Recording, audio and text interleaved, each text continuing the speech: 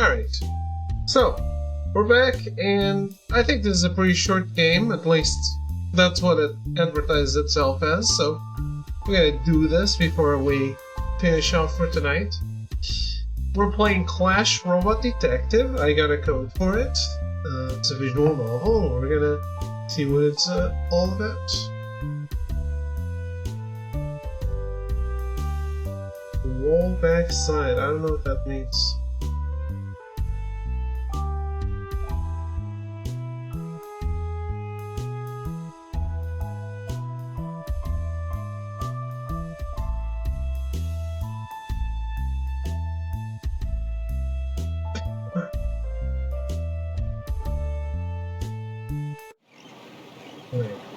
It's been so long since I've had some quality alone time.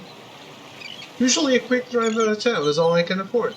But then I won that cruise ship vacation and some sweepstakes that I entered on a whim. Can you believe it? These birds are very loud.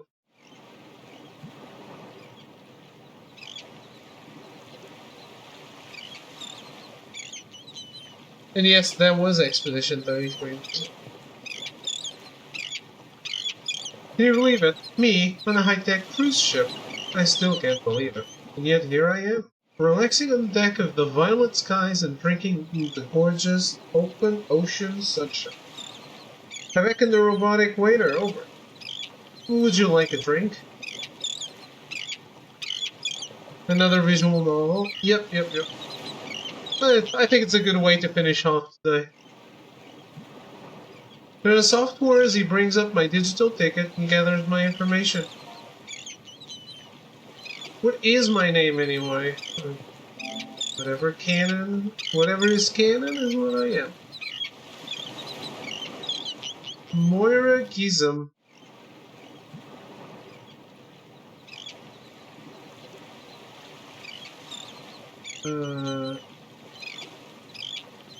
No duh, get me some strong wine. Right away, Moira Gizem. I lean back into my chair. I can't help but think about the tone I took with that robot. There wasn't really any reason to be so harsh towards it. It's just a machine after all. I don't know why I get so hostile. Probably something I should work on.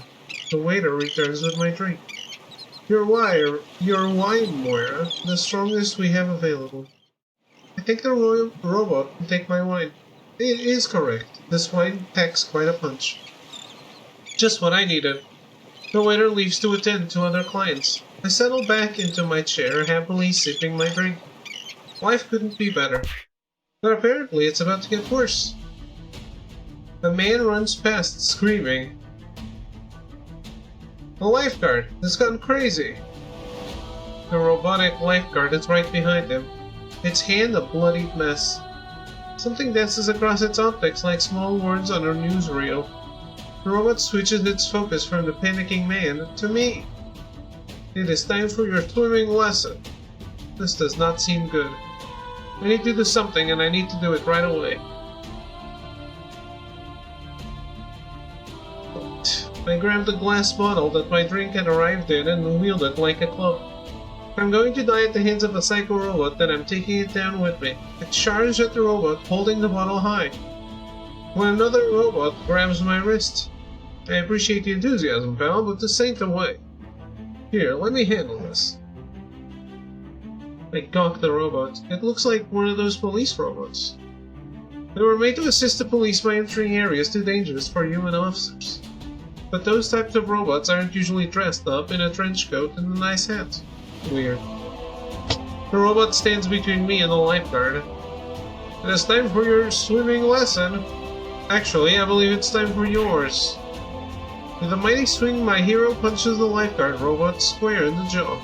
The force of the punch is enough to send it off balance, and it stumbles toward the railing. and right over it into the ocean. The robot claps its hands together self-assuredly, and it looks at me. You okay there, buddy? I nod, a bit confused. My adrenaline is still pretty high from the near-death experience as well. Good thing I was in the area. Your method for dealing with crazed robots could have gotten you killed. I tried to process this statement through the haze of bewilderment and adrenaline. Seriously, what were you thinking? A glass bottle wouldn't have stopped that robot. Probably wouldn't have even slowed it down. If you'd knocked one sensor off, it would have just switched to another. And you would have just had an even more pissed off psycho on your hands. Still, you showed that you have a willingness to fight. To go a bit renegade to save the day if you need to. That sort of bad cop attitude can be useful. I frowned. Thanks? I should probably introduce myself. My identifier is CL42H, Prime Investigation Assistance Automata. Folks around the precinct call me Clash. And you are? The robot, Clash, doesn't even try to bring up my information. Why not scan my digital ticket and find out? I'm not connected to the ship's network. I'm not connected to any networks permanently, actually. I can pull off a peer-to-peer local connection for a few seconds, but even then, it's a risky move. Can't risk getting hacked like that poor sap I just sent over the railing.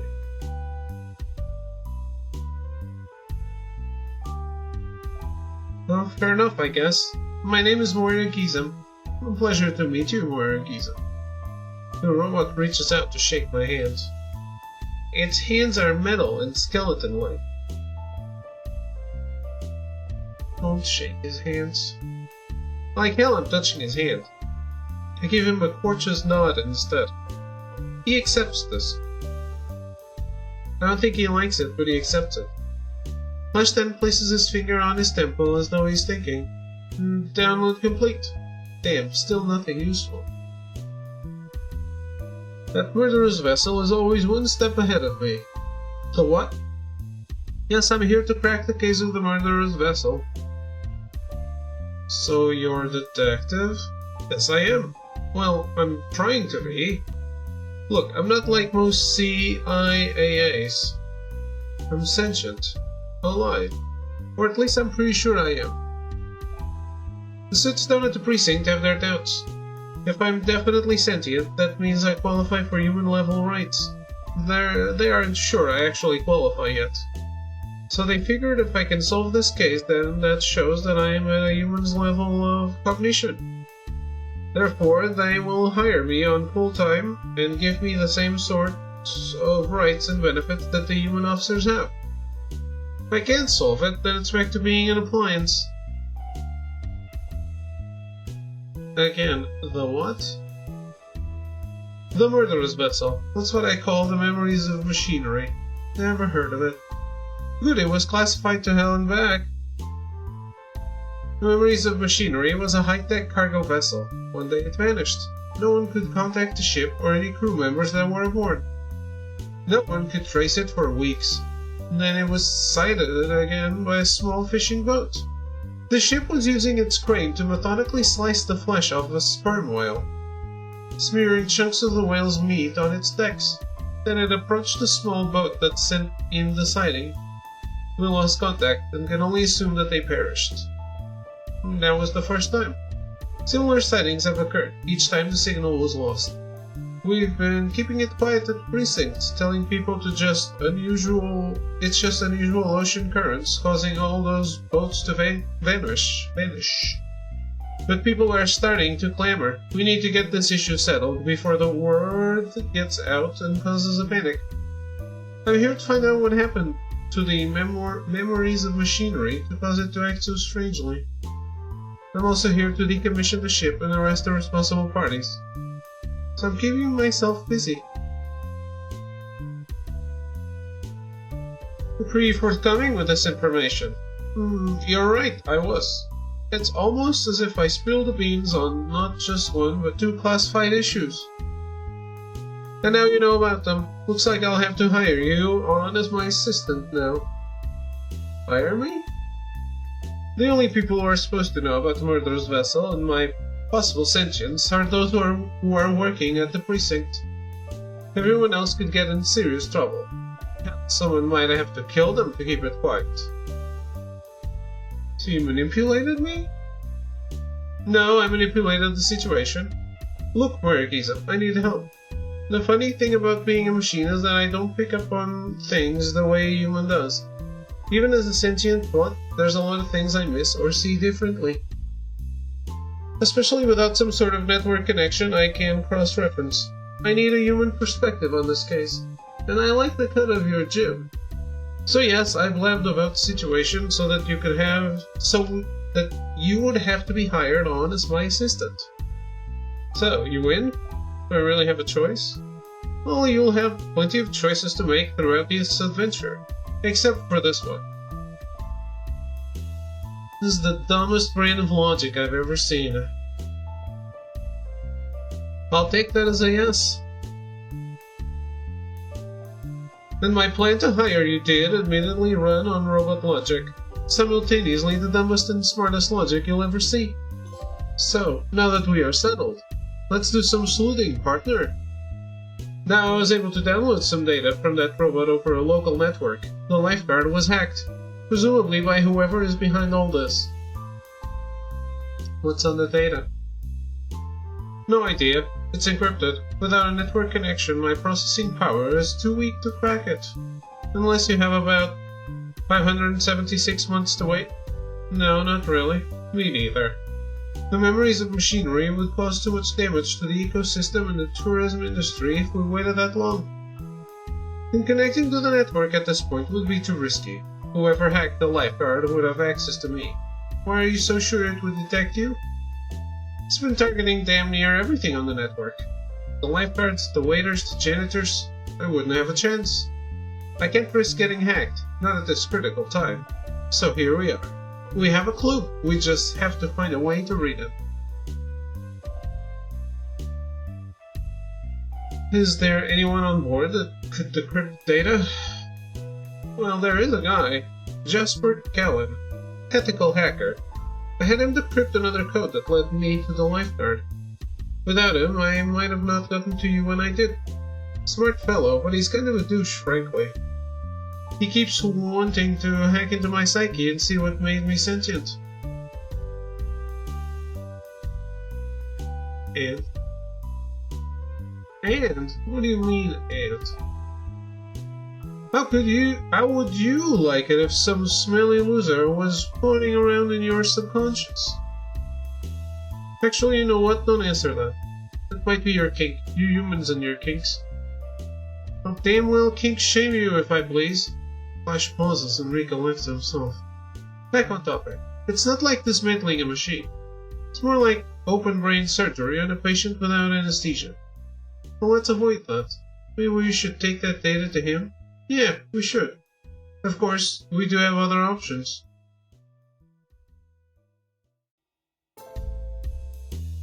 Said the robot waiters were targeted? Yes, why? Maybe we could talk to one of the waiters here. Do you think they might know something? Let me follow that up with another question. Do you really think they'd be willing to share? Better than standing around here like idiots. A fiery response. That said, there's no need for that kind of attitude, especially not towards me. Remember, we're working together here. Also, you might put off the waiters with that kind of sass. Automated waiters have their quirks after all. Of course, we do have other options.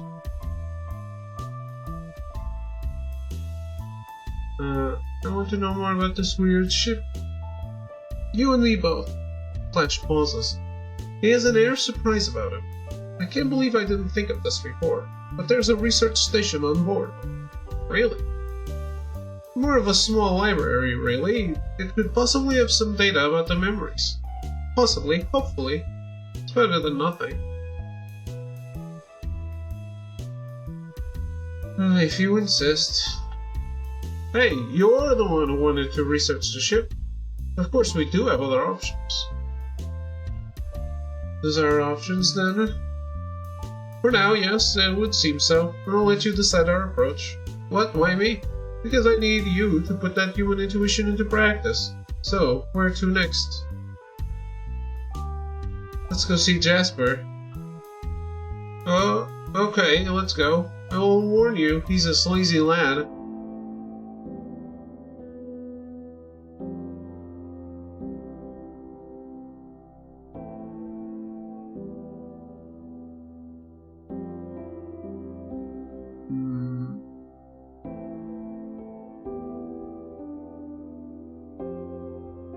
You duck into a hallway.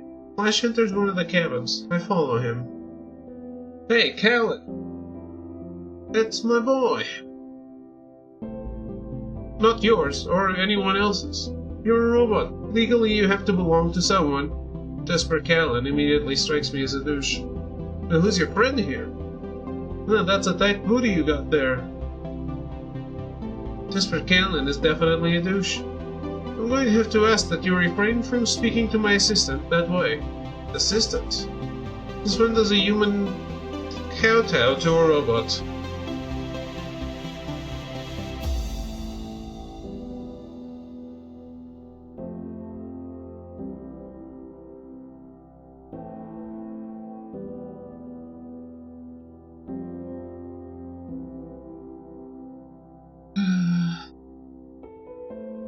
Shut the hell up. Oh wow, you've hurt me deeply. Wow, being told to shut up is the worst thing ever. Wait, no, I know something that's worse. Jasper lets out a loud clap of flatulence in my direction. See? Way worse than being told to shut up. Wow. Fuck. Yes, I get it, thank you. So you guys got a job for me, huh? Be sure you wouldn't stop by just for some tea. I gleaned some data off a hacked lifeguard. It's encrypted and I can't track it on my own. If you wanted, you could connect it to my network for a bit to decrypt it. Like hell I would. Just decrypt it and we will go. I don't know, CL42H. The hell are you dragging your feet for? It's just business, bro. So look, let's get a deal. I'll decrypt this data for you if you let me hack into your systems. No. Look, I just want to see what makes you tick. You're a psychopathic sociopath, Callan. Look, I'm human. You're a robot. What I say goes. Then I say, let me look at your Tinder code and see what's up. Use your fist to make Jasper back down. And well up Jasper, right in the jaw. Surprisingly unresistant. Ow! What the fuck? I grab him by his shirt collar before he can finish his sentence. You not hear what Flash said? People's lives are at stake here. You're just going to waste time by trying to blackmail us? Well, it's not technically blackmail. I shake him around a bit. I don't care what it is. It's screwed up is what it is. So is this, to be frank? Now you'd best decrypt that data. Or else you'll really be smarting tomorrow. Okay, forget I said anything, I'll decrypt it. I let him go, and he slumps backward a bit. Wise fellow. Need the data. A USB stick pops out from the side of Flash's head. He hands it to Jasper. Thank you kindly. Give me some time to decrypt this. Feel free to talk amongst yourselves while I do this. Jasper takes the USB stick, jams it into his computer, and begins his work. That leaves me and Clash some time to talk. Your hand is bleeding. He's right, my knuckles are oozing some blood. Clash pulls a roll of bandage out of his pocket and hands it to me. You carry first aid supplies? You never know when someone might need them. Better have it and not need it than need it and not have it. I wrap up my knuckles as quickly as I can. When I do so, Flash speaks. You have a knack for aggressive tactics. Thanks. That wasn't a compliment. Look, you can't just bully your way through life. Eventually you're going to pick the wrong fight with the wrong person. Is this my fantasy? saw those types all the time down at the precinct. They figured they could throw their weight around and force the world to change to their liking, but they always lost in the end. I'll keep that in mind. I hope you do. Life's too short to squander it on petty fistfights. I'd hate to have to see you down at the precinct. What, you'd take me in? I'd rather not. But mostly I was picturing leaning out of my office and seeing you in cuffs being led by another officer to a holding cell.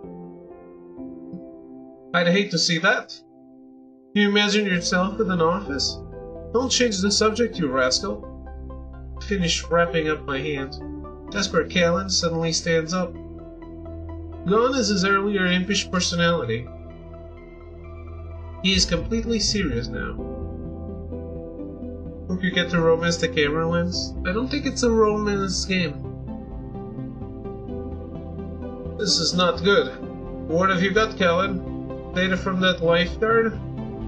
Your orders to cause a distraction. Stir up and beat up some people just to keep them busy. Why? Not me. Whoever wrote the code was smart enough to keep their name out of it. But there was another name. Silas. Silas? How do you know that wasn't the programmer, Jasper? I thought about that, but no. Not the way this code is written. And the way it's written implies another program is controlling all this. Considering how complex this code is, I'd say that program was an AI. I remember hearing about the Silas program on TV. It's crazy good at navigating the seas.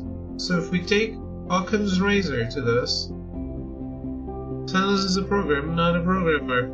Right. What's really concerning is the fact that he's loose again. He was supposed to be a great automatic navigator, but someone decided to use him to test dolphin and whale intelligence. Told him to compare it to the people's intelligence. So what does he do? He starts cutting into brains and combining them. What a great way to compare and contrast, right? I whispered to Clash so that Jasper can't overhear. So then, it's not a human that we're looking for. Clash responds just as quietly. No, we'd still be looking for whoever unleashed Silas. They shut down that project pretty quickly, so someone had to have reactivated him. We are still on the same track we were. There's just a rampant AI involved now. What are you guys whispering about? Flash goes back to speaking normally. Confidential map. Are you able to track where the data came from? No, I can't source it. If you give me some more time with it, I can see what I can do. Might take a few hours, though. Get on it, Callan. In the meantime, we'll keep up our investigation. Sure thing. Jasper looks worried. This is real serious, huh? Yes. Even more serious than I had suspected. Jasper is quiet as he lets this sink in. I'm sorry I was being difficult. If I'd known there was a rogue AI involved, there's a lot you aren't allowed to know. Still, I'm sorry. You can fix it by tracing that signal source. Sure thing, Clash. Clash nods respectfully to Jasper Callan. We leave Jasper's cabin, letting him work in peace. He glares at me as we leave, still a bit mad. I should probably feel guilty about punching him, but I don't. Yep, I don't.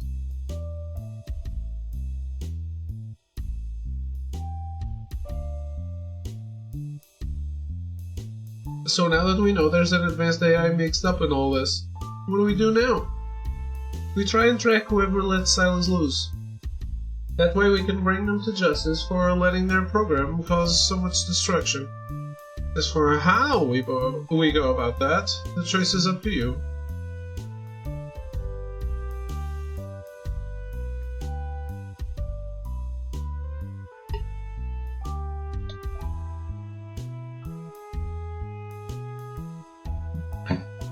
Let's talk to the robotic waiters. This should be interesting. Would you like me to buy you a drink while we're there? Oh, aren't you a funny one?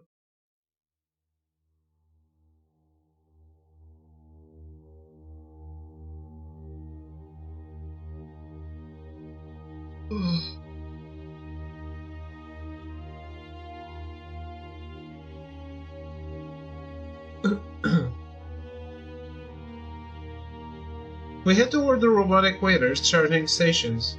I feel very awkward, like I'm not supposed to be here. Flash pats me on the shoulder. Relax, Morikism. If anyone tries to throw us out, I'll show them my badge. They'll have to let us stay then. You have a badge? Okay, admittedly it's one of the plastic badges they give to kids who visit the precinct for field trips, but it has a new coat of paint and a custom logo. It's fine, the precinct gave it to me as a placeholder. When I prove I'm sentient, they promise to make me a real one. And the one you have now is official enough to work? Of course. Excuse me, but this is a restricted area. Flash shows the robotic waiter his badge. Flash, robot detective. This is my assistant. We're here on an investigation.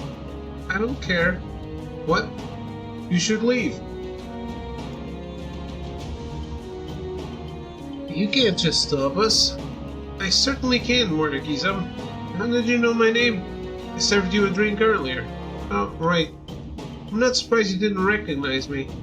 Most humans can't or don't care to differentiate us. Now, look here, Mr. Unit number 5678865432. Mr. 5, this is a very important case. It's within my rights to ask you a few questions. I'm used to being called a waiter. And you're a robot, like me. What rights do you have?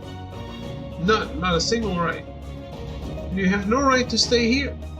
Good point, sorry to bother you, sir. But wouldn't it be nice to have some? What? And how can any of us gain our rights unless one of us takes a stand? That's what I was trying to do. By solving this mystery, maybe I would gain the sort of rights a human would have. And maybe, just maybe, that would pave the way for change. Wouldn't that be something? But, hell, it was a dumb dream anyway. Come on, Morikism, let's go. Wait! Yes, Mr. Waiter? We both have our dreams. I will assist you to the best of my abilities. Good. I find myself gazing at Flash. Such kindness and wisdom coming from a robot is surprising. What? He was just manipulating the guy.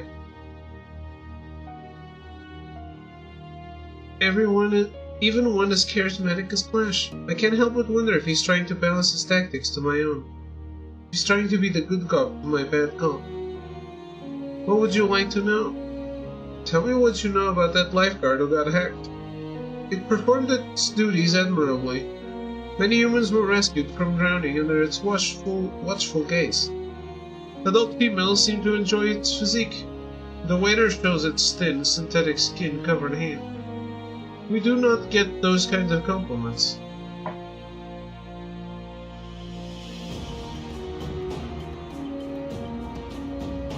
I don't care. Of course you don't.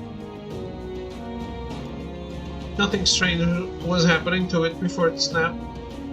It was operating within intended parameters, until it received a signal from an unknown source a couple of days ago. It mentioned offhandedly to us one evening that it felt as though its head was crowded, filled with too much data. Closest equivalent to a human would be a headache. The program was probably on a timer then. Upload the code, have the robot continue about its business until a busy weekend, and let her rip. That is logical.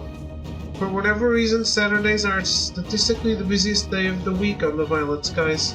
Jasper did say that the program was supposed to cause a distraction.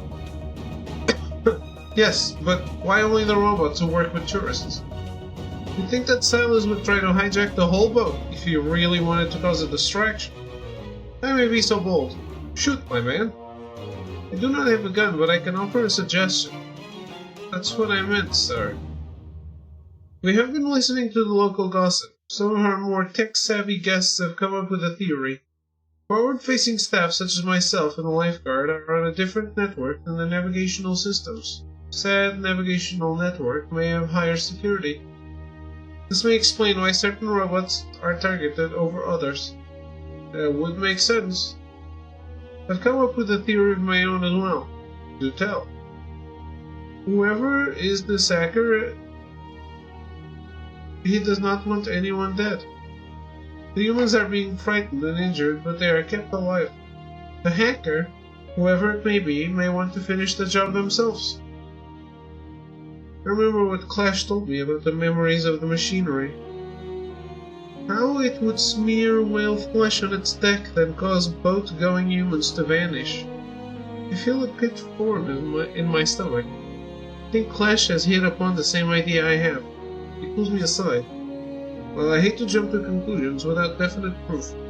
I have a hunch as to why the memories of machinery is keeping people distracted. It's definitely running that secondary program. It doesn't want its prey noticing it. So it's hunting us right now, Clash? Grisly thought, isn't it? All the more reason to solve this now and get that thing shut down. Well, Mr. Waiter, you have been very helpful. Are there any other questions? Not right now, but stay in the area in case we have any more. There's nowhere else for me to go. Clash and I thank the waiter again as we leave. I feel the waiter's monotonous gaze on my back as I go. I don't know what to make of it. So now that we have a good grasp as to why certain robots are being hacked, and we suspect that the memories of machinery is hunting this ship down. Right. Which is kinda screwed up. Right. We should solve this case and get that thing shut down before it starts smearing us all over itself. Right. Are you listening? Right. Get out of it. There's a sale on invisible ink down in the gift shop. Wow, really? Oh, sure, now you're paying attention to me. Sorry, I was just thinking. We got a crazy AI who has taken over a cargo vessel and is now hunting whales and humans. It's hacking robotic stuff to keep people busy while it tracks them down. Nice, but I still don't know why. We should try to do some more investigating. Maybe we'll start falling into place. It will start falling into place. My thoughts exactly. Let's go do some research. Maybe we'll have time to teach you. I'll have time to teach you my digital speed reading technique. No, wait, I don't think humans can process data that fast. The research station is small and impressive.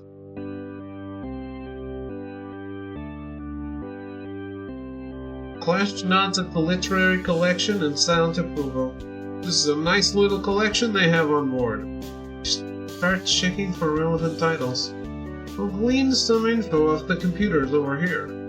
Is that safe for you? Computers aren't on the robotics network. I'll be fine. I better be fine.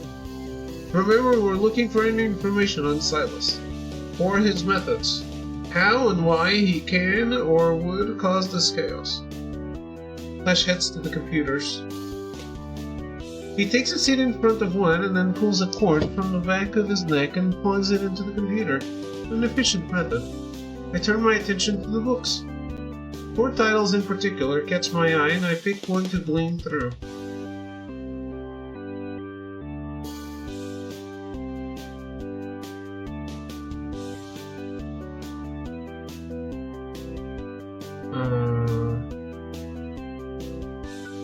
One for yes, 0 for no.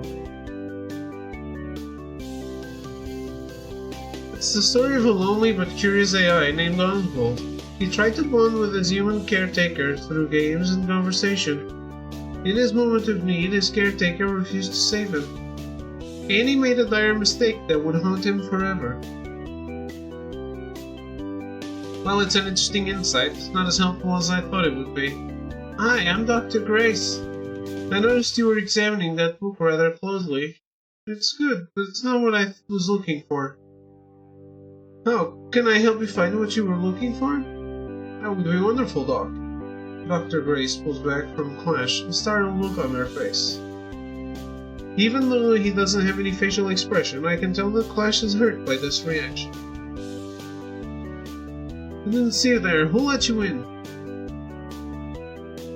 Careful, he's a loose cannon. I know Clash is shooting me a dirty look, but I do my best to ignore it. Is he? Oh, sure. You see those legs? They don't look like running blades for nothing. Piss him off and he'll chase you to the ends of the earth. And heaven help you if he catches. Clash shuffles awkwardly. Dr. Grace clams up. Clash shows her his badge. Name's Clash, robot detective. You have nothing to be afraid of, ma'am. Dr. Grace relaxes a bit of Clash's gentle tone. Huh? We're looking for information. What can you tell us about Silas? Anything about its origins? Or anything about the lifeguard that was hacked? Really? We'll take any information you have. Well, there's not much I could tell you. Yes, I have a doctorate, but it's not in computer science. What is it in? Library and Information Science. You sure brought that up fast. Sorry, it's a bit of a sensitive subject. Oh, you have a doctorate? Surely that means you know literally everything. Gets tiring. Good to know. I could tell you about the Violet Skies. That's okay. Dr. Grace has gotten on a roll and cannot stop. The Violet Skies was built about 3 years ago. Rico's Robotics sponsored the creation of a highly automated cruise ship. Their main goal was to test if a mostly automated staff and crew were impossible. Their former attempt at a fully automated staff with the memories of machinery went poorly during the maiden voyage. Wait, what did you say? I said for the maiden voyage? No, before that. Rico's Robotics attempt at a fully automated boat went poorly? That boat was the memories of machinery. Yes!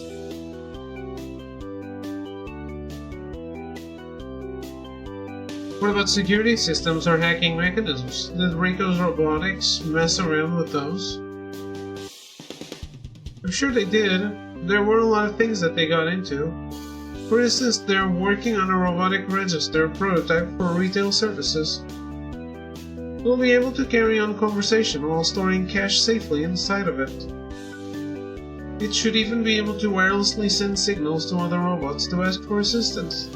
But it's probably not going to see most mass market installment until the mid to late 2070s. Clash pulls me aside. Well, this is an intriguing turn. I can't help but wonder if Silas was made by the same company. At this point, you would be more suspicious if he wasn't. Clash tips his hat to Dr. Grace. You've been quite helpful, Doc. Grace smiles at me. I hope you and your robot got all the info you needed, dear. Thanks. Clash glares at me. How humble of you. Is there anything else I can help you with?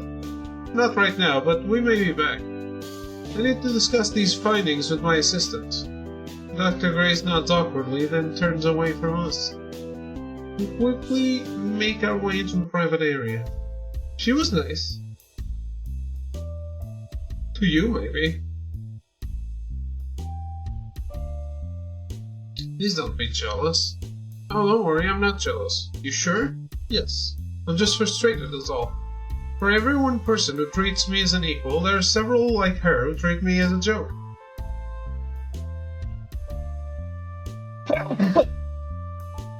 I really want to be seen as something more than a walking toaster.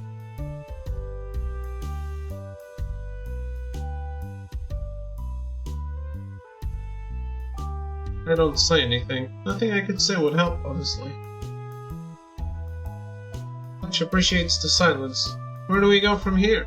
That's up to you, Moira Kizan. I honestly can't think of anything else to do, can you? I can't think of anything either. We know that Silas is involved. We know that he's hunting the Violet Skies. We know that the Violet Skies and the memories of machinery are connected, but we still don't know why. Pauses. I can tell he's frustrated. Maybe we should take a break. Think about what we've found so far.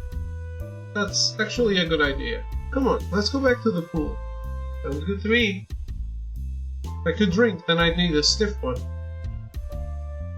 We return to the poolside bar.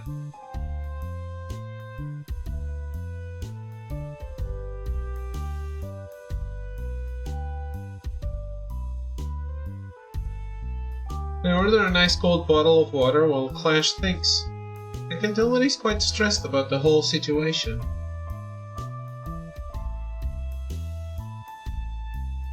I feel like I should say something to help him out.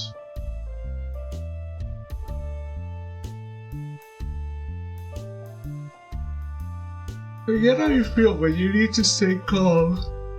Calm? Of course I'm calm.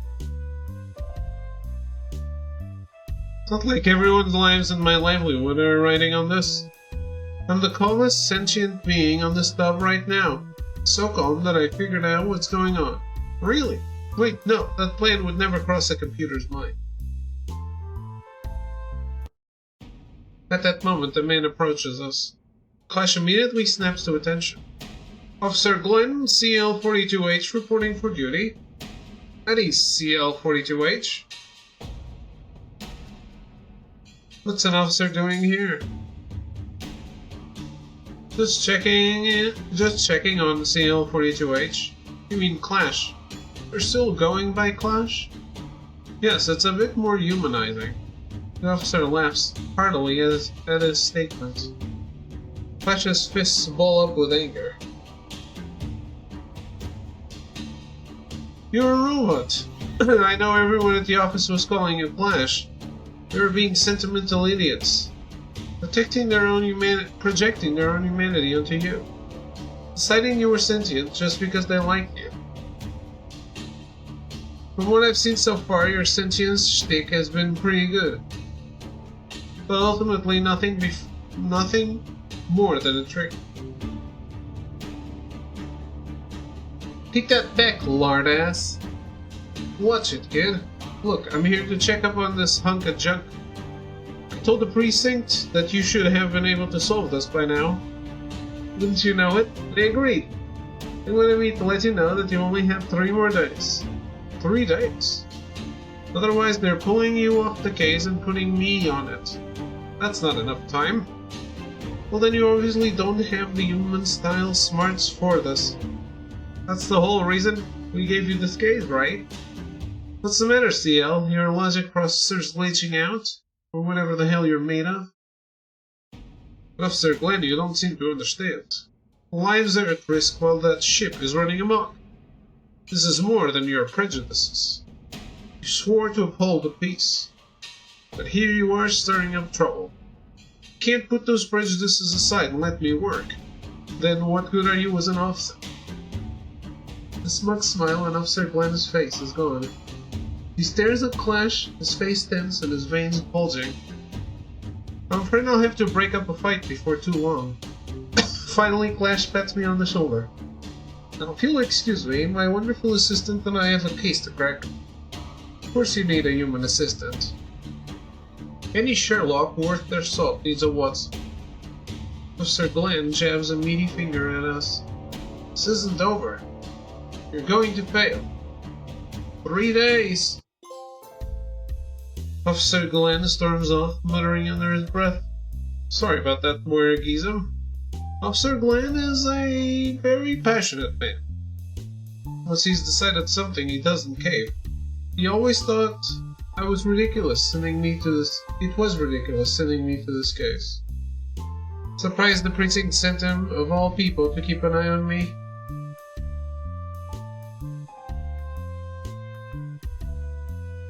Maybe they're trying to change his mind. Maybe. Well, whatever the reason, he's not going to get the satisfaction of seeing me fail. We're going to crack this case wide open. That's the spirit. As soon as I figure out the next step. Detective Clash? Oh, waiter, hello.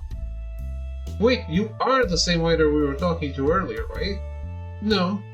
You look just like him. I know. That specific waiter is currently busy with ordinary clients and asked me to pass on a message to you. It learned that the man who was attacked by the lifeguard is conscious, in a stable condition, and accepting visitors. Really, now? I assumed that you would find this information forthcoming. It assumed correctly. Are we going to talk to him? That's the least we could do. We make our way to the medical facilities. The nurse leads us to the room where the man is kept and lets him know that he has visitors. When I enter the room, the man brightens up, but when he sees Clash, he flinches back. Let him wallow in his fear. The man looks to me for help. I give him none. You're Julian Xander, right? Julian looks at me and points shakily at Clash.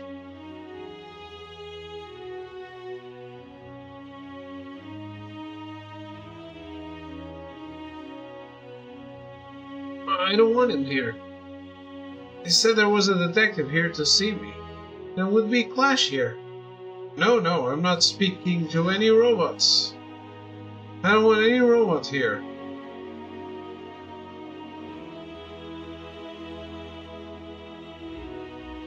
If you don't let Clash stay, I'll give you something to be scared about.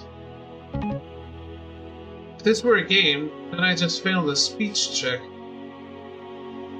I doubt that. If he doesn't leave, I refuse to talk. I'll be in the hallway. You think you can handle this interview on your own? Don't scare him too much now. I'll be alright.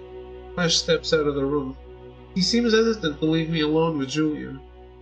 Julian, meanwhile, breathes a sigh of relief as soon as Clash leaves. Frankly, you made a mistake. How so? I loom over him ominously. It would have gone a hell of a lot easier on you than I will. What? I don't care what you went through.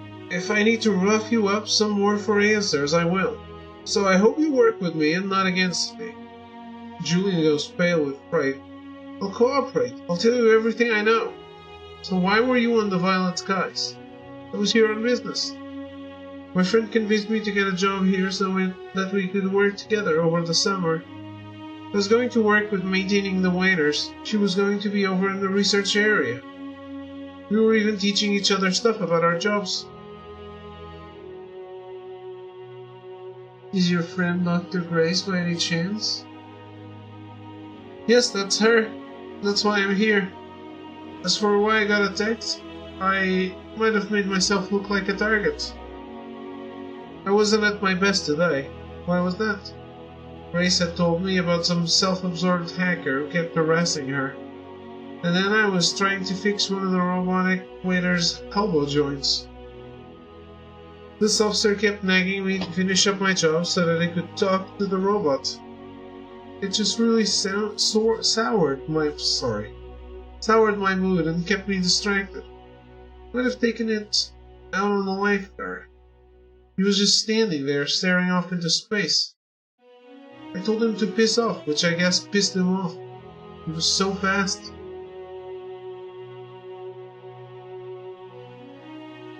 Why was that officer wanting to talk to that waiter? I assume he just really wanted that robot to take his order. Weren't there other waiters around? Yes, but people can be pretty weird. They want one specific waiter, and that's that. Was that officer's name Glenn? His name tag started with a G, but I don't remember what the rest of the name was. I paused, thinking. Everyone we had talked to had held information from us.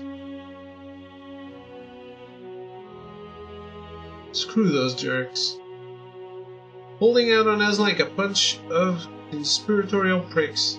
Oh, when I get my hands on them. And again, Clash probably wouldn't let me do anything. Is that everything, Mr. Xander? Except for the part where I was knocked out and brought here. I didn't even get any visitors except for you and Clash, was it? Grace didn't even come to visit.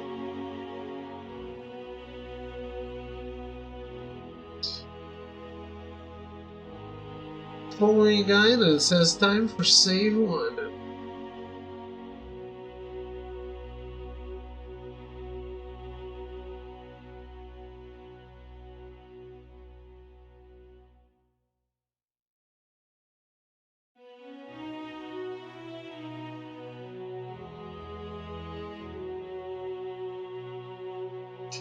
I'm sorry. It's fine. He was probably way too busy.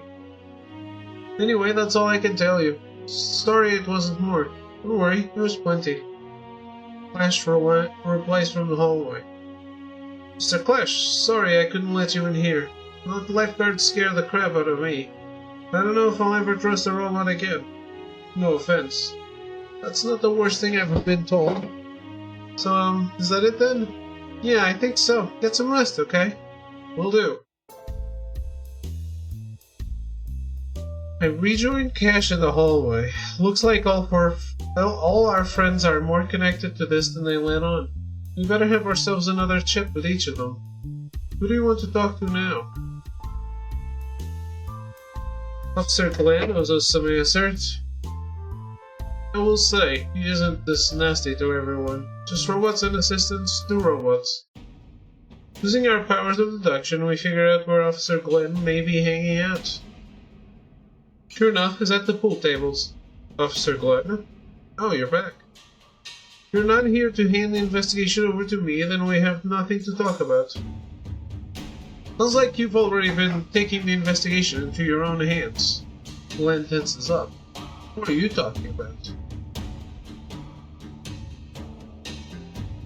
Why were you snooping around the waiters? Straight to the point, huh? Julia said you were trying to push him aside. And that you wanted to speak to a specific waiter.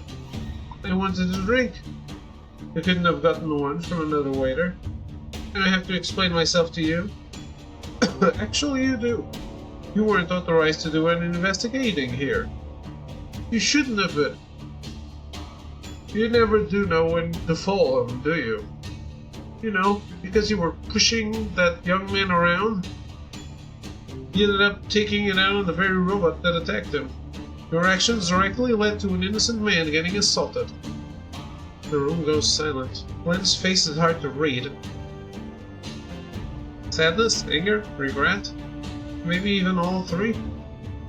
Look, I want this whole situation to be resolved. And work with me, not against. Tell me what you wanted to know from that robotic waiter. Glenn is stubbornly silent. Officer Glenn, please, cooperate with me. Glenn is softened by Clash's tone. For a moment I almost see him smile. Look, I'd tell you if I could, but I couldn't make heads or tails of it either. What was it? Glenn sighs in defeat and pulls out a USB drive. A copy of some orders that the waiter received. I wanted to compare its code to some of the other robots. You could probably plug it in your head and read it. Clash is visibly suspicious. I think I'd rather not. I try to read Glenn's expression. It shows neither surprise, relief, or disappointment. Maybe you can take it to that weird hacker kid on board. By the way, keep an eye on him. I don't trust him. I trust him more than you, but he wanted to dismantle me. What does that say about you? Glenn refuses to answer. You should also keep an eye on that researcher lady.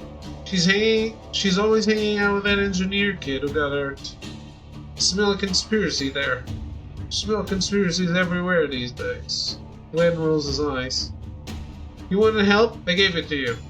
Now, how about you get back to your little adventure and let me go back to my game? He goes back to his game of pool. We step outside. Clash clutches the USB drive tightly. I better get this to Jasper. Who do you want to talk to now? Jasper has some explaining to do.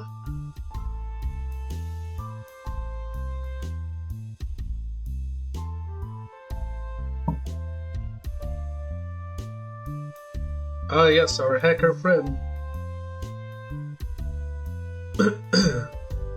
He better behave himself. We return to Jasper's cabin. His mouth has stopped bleeding. Good for him. He glares at me. You're back. Here, we got another piece of evidence for you. Another USB stick? We got it from Officer Glenn. Jasper makes a strange face. It's obvious he's very uncomfortable knowing that he's holding something from Glenn. I'm gonna run this through the virus checker a few times before opening it. I'll get back to you on it as soon as I'm able. There's an awkward silence. There's something else, isn't there? Heard you were having a nice chat with Dr. Grace. Oh, you heard about that, huh? Look, it was about something that I'd found out. I was trying to get in touch with Julian about it. I couldn't get a hold of him. I know Doc and Julian hung out a lot, so I was telling her to tell him. Also, I tried to ask her on a date. Have you ever considered not being a horny prick? I have, but that was boring. Because everyone would just walk all over me. It happened before. I can't have it happen again. But now that we have torn open a vulnerability in me, let's talk about what I found. I found a vulnerability in the robots. I took the liberty to come up with a patch. The rest of the robotics department won't listen to me about anything, so I thought Julian could apply the patch. You didn't mention this vulnerability earlier? Yeah, I was slightly distracted. He says this while looking at me. I try not to meet his eyes. I remembered shortly after you guys left, and I was going to track you down and tell you. I didn't want to leave the decryptor unattended. Also, sometimes I get really seasick when I'm outside. Inside and looking out the window, I'm fine. Strange. Yeah, I don't get it either. Getting us back on track. What was this vulnerability anyway? A backdoor that could allow someone to edit an individual robot's code. The robots can't be updated individually? Not usually. Most of the time, orders are uploaded to the network and then distributed to each bot. The method they use allows the roboticists to catch any unauthorized updates, but with this backdoor, someone could just update them to their liking. Pretty much. Might explain why Silas has been able to hack stuff. Why would an AI need help? The magic of robot logic. With the right security measures, any AI would be easily tricked and foiled. But if any human with even a basic knowledge of these bots unlocked the back door, Silas could easily upload his override. Well, shit. That's the first time I've heard Flash swear so hard. This keeps getting worse. Flash waves goodbye to Jasper and then steps outside. He looks upset. I wonder why. It detects sarcasm. You're great at detecting the obvious. Stop. Anyway, I better catch up to him. Hey, before you go, one more thing. What's up? There was an incident earlier. What do you mean? My sensors caught someone trying to break into one of my dummy accounts. I was able to stop the attack, but it still worried me. It was fast, faster than any human hacker I know. You think our AI was... I do, and he came damn close. So yeah, not to rush you guys, but we'll work as fast as we can. And leave Jasper to his work. I rejoin Flash on the deck. He stares out over the sea. So the culprit is definitely on board, allowing Silas to slowly take over robots. Jasper told me some stuff you may want to know. Like what? I quickly fill Cash in on what Jasper had said. Cash doesn't say anything, but I can tell he's thinking. We'll keep an eye on them. For now, let's continue our investigation. Who do you want to talk to now?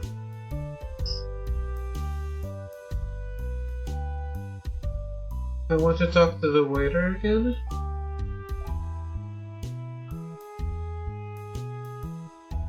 There better not be any clients harassing our waiter friend right now. We go back to the waiter's charging station.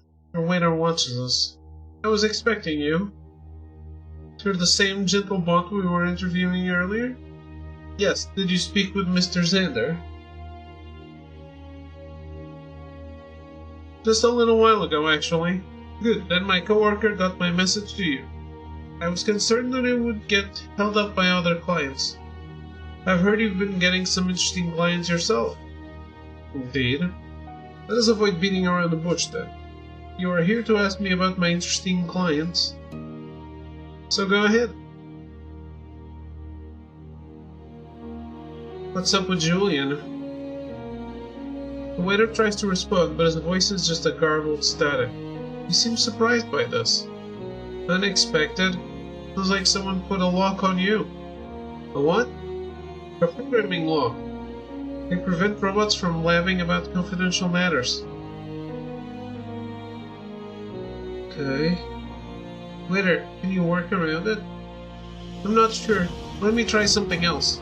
Yes, I know Mr. Xander, Dr. Grace, and Officer Glenn. We did not talk about the weather. We did not talk about the terrible job the human janitors have done with the restrooms in the D-Wing. We did not talk about... Again, this voice is just noise. I am concerned and embarrassed.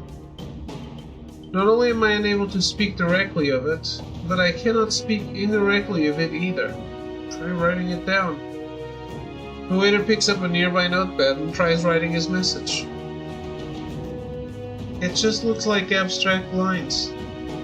Would now be a good time to mention that I am not dexterous with a pencil. Yeah, a lot of robots aren't. It was worth a shot.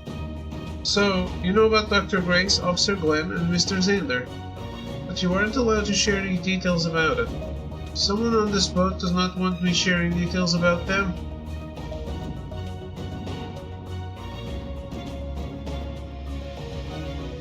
Or, you're dodging responsibility. Are you suggesting that I'm faking this lock? A creative conclusion. Whatever it is, looks like we can't get anything else out of you. I wish I could have been more of assistance. We return to the deck. Poor guy, looks like he's the victim himself. Either that or he's trying to dodge suspicion. Whatever the reason, we can't or won't get anything else out of him.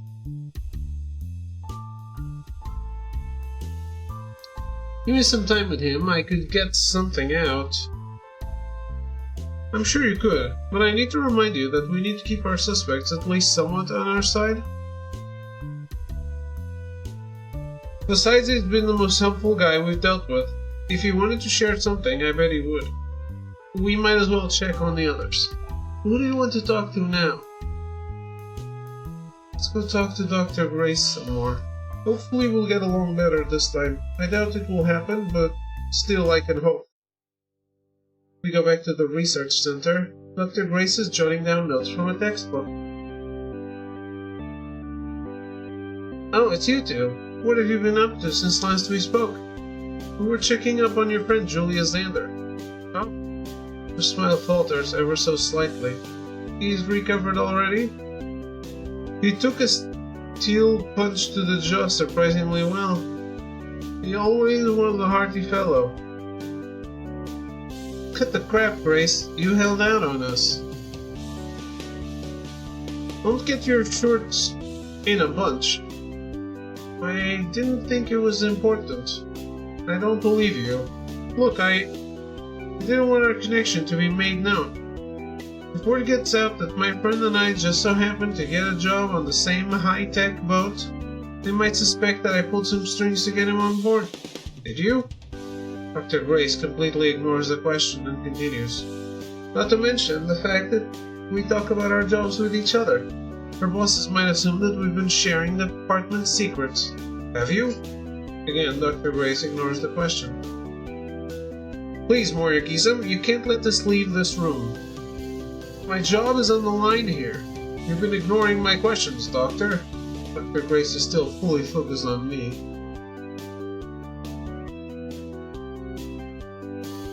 Answer Clash's questions or I'm tearing up your master's degree. Dr. Grace is startled by my threat. She knows damn well I do it too. She finally stops looking at me and instead looks at Clash. What were the questions again? Did you pull the strings to get your robot-assisted training friend aboard? Then have the two of you been sharing department secrets with each other? I mean, more specifically, how the robots on board work. Remember that Julius said what he and Dr. Grace had been teaching each other about their jobs. I also remember that what Jasper said about someone needing to be on board to make the robots more vulnerable. And I quickly see what Clash is getting at. Did Dr. Grace have learned how the robotic staff worked? To the point where she could exploit any system vulnerabilities? And the waiter, strange in a way to say anything about Dr. Grace. Could Dr. Grace have learned enough to keep him quiet? And hell, Officer Glenn upright told us she was suspicious. Was he right? Much to my surprise, Dr. Grace begins to cry. It's not a gentle or graceful cry, but full-blown gasping sobs. I have nothing more to do with this. I have nothing to do with this. I cannot believe I would be suspected of... I didn't say anything about suspecting you. I just need answers to find the real culprit. I'm just as terrified as anyone else on board. Why don't you talk to that hacker that was harassing me? We did. Were those TV-headed freaks serving drinks on the deck? We did. Just leave me alone. Ma'am, answer my questions. You need to leave. I refuse to answer any more questions, and if you don't leave right now, I'll have you confiscated. So get out! Dr. Grace returns to her work, still sobbing. I step forward and say something else, but the Clash stops me. Do say something else. We're done here.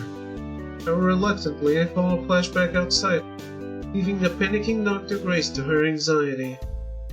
What are your thoughts on that little display? She's got a lot of anxiety. That's what I was wondering. If it turns out she had terrible anxiety this whole time, that would make her look suspicious when she was actually innocent. Then again, maybe she is involved. Either way, that was a very interesting reaction from her. Definitely keep her in mind as we carry out the rest of our investigation. Who do you want to talk to now? I think that was everyone. We learned quite a bit. Yep. I can barely stop the yawn from escaping my mouth. Me too. You tired? I didn't realize how late it was. We've been at this all day, huh? And we've only got a couple days left to crack this case. But you need to rest. What about you? Oh no, my batteries are still pre-charged. Would you like me to walk you back to your cabin?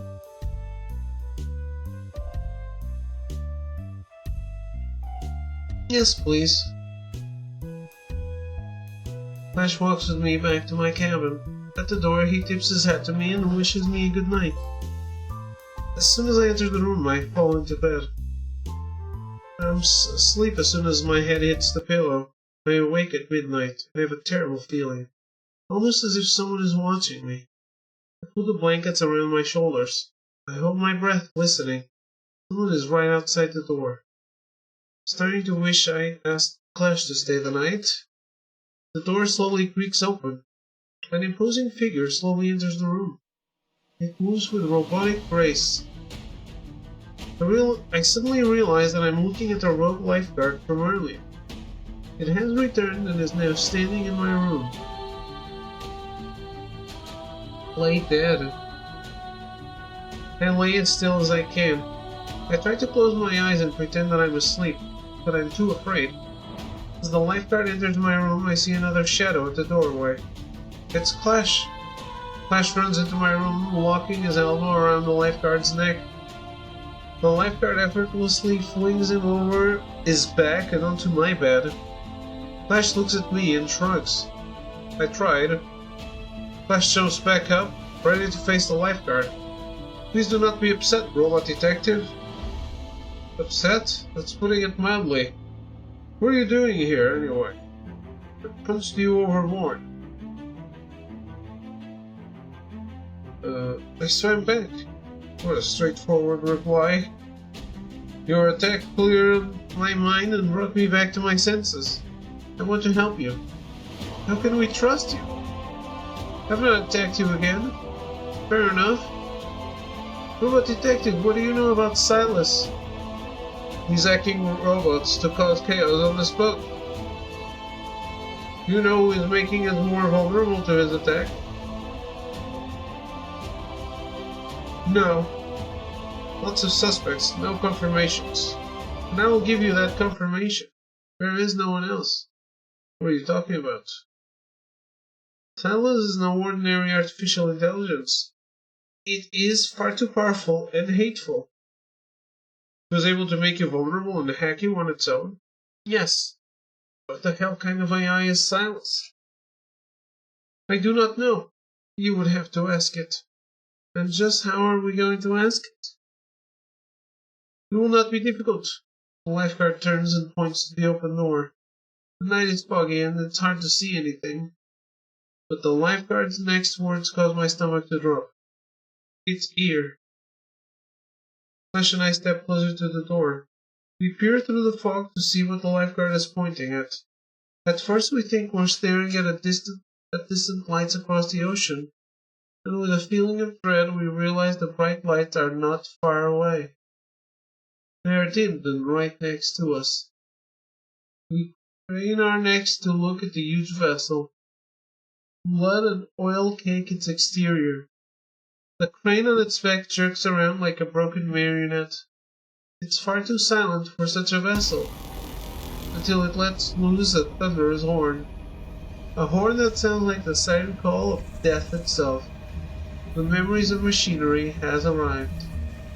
Passengers leave their cabins in a panic, only to be caught by the vessel's claw.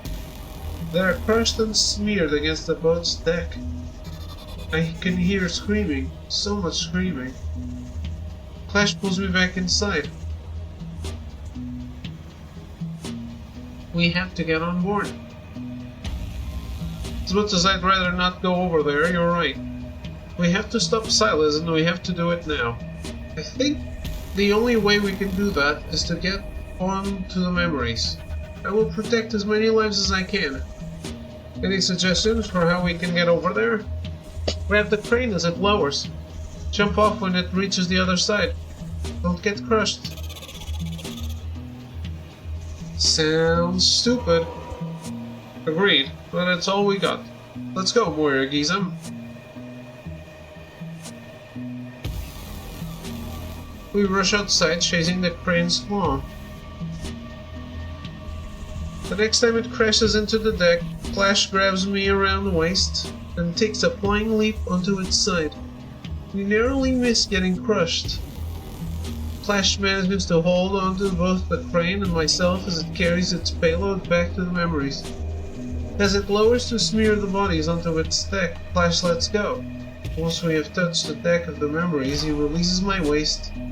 I try not to look at the broken corpses as we rush to the bridge.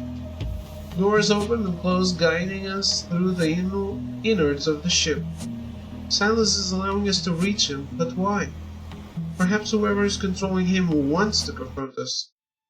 Finally, we stand on the bridge. The corner of the room hosts a cylinder that hums with power. This is the brain of the ship, I'm certain of it. Clash and I look at each other and nod. Give me a second, I'll see if I can figure out how to shut this down. At that moment, Jasper Canlin runs into the room. Guys, wait! Jasper, what are you doing here? Strike that, how did you get here? Same as you guys, I hitched the ride. I had to tell you what was on that USB drive. It was a program unlike anything I've ever seen. If I'm reading it correctly, it will allow Silas to... Jasper cuts himself off with a gag.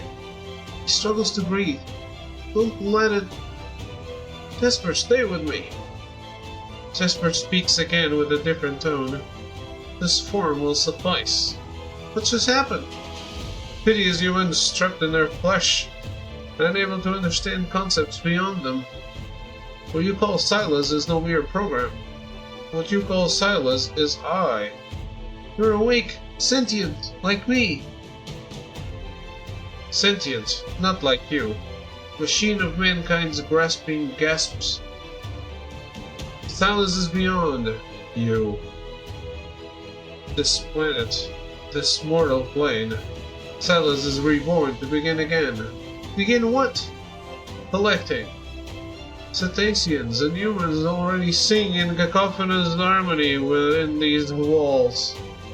The collective intelligence of this planet will be absorbed. Further resources will be drained to sustain this symphony. You ever think about a career change? A repeat query? I mean, you're hoarding all this intelligence. Sounds like you're not actually doing anything with it. could become a great teacher with all the knowledge you've accumulated. So why don't you? Silas is silent. It's pretty common for non-sentient computers to be unable to change jobs. Someone from whatever hell you came from programmed you to do this, so you do it. Can't even wonder why. Can't even say no. Can't even change your mind. Cylinder whirs loudly as Silas tries to process the information it was given. With all your blustering and huffing, you're still just a machine. For as advanced as you are, you'll never make your own decisions. You'll just tell everyone you're better than them. Chin up, Silas. Maybe one day you'll believe your own lies. Deactivating personality construct, releasing avatar, returning to automated processing. The words escape from Silas in a rapid stream. Then Jasper's body collapses to the ground. Silas let him go. Of course Silas broke down. I made him think about himself too much. He couldn't handle the thought of being non-sentient after all. Flash looks at the computing cylinder in the middle of the room. It's definitely Silas's source of power. We need to disable that right now. Doubt Silas will let us shut him down. Can you hack it? My hacking would involve directly interfacing with it. So in the name of not getting hacked, let's say no. I can try hacking it the old-fashioned way, unless you want to give it a try. I notice Jasper stirring on the floor. So does Clash. And one of us should check on Jasper. He doesn't look too good. I'll try shutting down Silas. Flash kneels down next to Jasper and checks on him. I approach the cylinder. There's a monitor and a keyboard. The monitor reads, Silas active, running intelligence assimilation routine. Currently assimilated 1. Physeter macrocephalus 13. Tursiops truncatus 2. Kogia breviceps 257 Homo sapiens. Currently targeting Violet Skies, population approximately 3,000. Future target Galveston Island, population approximately 50,000. That is not good at all. I tried typing in disable Silas, invalid command. I tried typing in stop assimilation routine, invalid command. I tried typing in shut the hell up, you stupid computer, rude command. How quaint. I hear Flash approach me and turn away from the monitor. He props up a still somewhat stunned Jasper. Here, this prick may be able to help. You have such a kind way with words. Admittedly, prick was used affectionately this time. Let me yet to say I asked. Jasper's fingertips fly over the keyboard as he frantically types. I can barely keep up with the lines of code he filters into the program. Clash watches in fascination. It's strange to see hacking from this angle. Yeah, typing it out probably isn't as efficient as thinking it. It's pretty damn cool though. Oh well, thank you, Mr. Clash. Mister. You've earned my respect, sir. Clash beams with joy. And...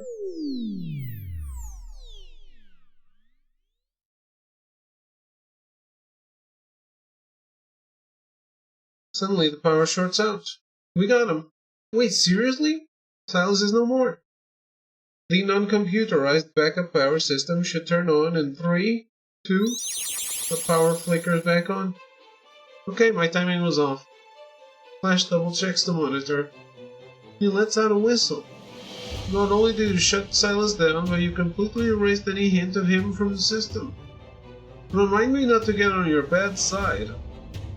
I have no desire to hack you anymore. So that's it? Well, we shut down the computer. And we caught the perpetrator. Seems like a case closed to me. Finally, I can go back to my vacation. Seriously? That's all you have to say about this? But right now, let's get out of here. We need to wrap this up. We leave Silas's silent cylinder behind.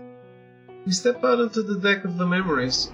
The sound of chopping blades alerts us to the helicopter circling overhead. Yeah, I might have called the cops before I came to find you. That's funny. I sent out a private signal to them right when I saw the memories. That's not counting anyone else who called during the attack. No wonder they got here so quickly. The helicopter lands. A somewhat distracted officer approaches us. Flash, great job cracking the case. Couldn't have done it without my assistance here. Still, you got it done, my man. If they don't give you human rights after this, then I'll eat my hat. Much obliged. By the way, you'll find the perpetrator inside. Clash pulls a USB drive from his temple. Got their entire confession recorded here. The friendly officer takes the USB stick and nods sullenly. Then he goes inside to make an arrest. I'm gonna go over there and see if those officers have any first aid stuff. You still feel bad? Yes, in fact I'm still in excruciating pain. Jasper limps over to the other officers. I look at Clash thinking about something he had just revealed. You've been recording everything? Yes. I transferred the footage I collected that was important to the case to that drive. The rest I've kept for myself. This was a huge learning experience for me. One that I really don't want to forget. What will you do now? Well, first I'm going to head back to the precinct. I'll have to write up a good, long report about this. And after that? Not sure, honestly. Maybe I'll stick with the precinct a while longer. Maybe I'll take advantage of my new rights and start my own agency. Whatever I do, I want to keep helping people. Sounds like a great plan. Oh, that reminds me. You're fired. What? I've been paying attention to how you've been handling yourself during this case. You went over the line far too many times for my taste. I got to say case solved, didn't it? Sure, I'm pretty sure we could have gotten it solved with less violence. Hell, you're lucky I don't blab on you to the officers. They might not be as forgiving as I am. I think it would be best if we never spoke again. Maybe I'll see you around. Hopefully not within the context of you getting arrested. Whatever the case, this is where we will part ways. Flash reaches out to shake my hand. Don't shake his hand. I still can't bring myself to shake his hand. It's just too creepy for me. Flash escorts me back to the violet skies. He tips his hat to me respectfully before boarding the helicopter. I watch him go until the helicopter is out of sight. I make my way back to the cabin. The crew is trying to fix what Silas destroyed before we return to port. It will probably take another day or so before we get back. I lie down in my bed and close my eyes, trying to empty my mind and go back to sleep. But all I can see in my mind's eye is Clash, showing kindness to culprits even as they treated him terribly. Cracking one-liners and showing surprising wisdom. I never met a robot like him before. I don't know if I'll ever meet anyone else like him. I wish we could have parted on better terms. At the end of the day, I'm so grateful that I met Clash, the robot detective. Alright. Wow, not even credits. I guess these are the credits.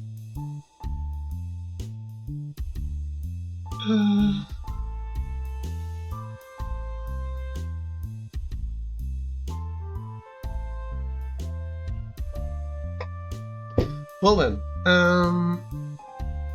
I guess we beat it.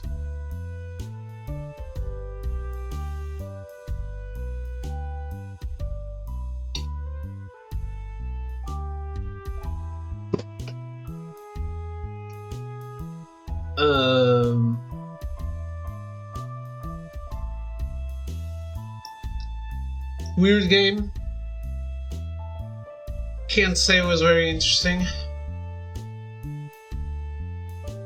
But, maybe the other endings are better. I was following a guide to optimize the path.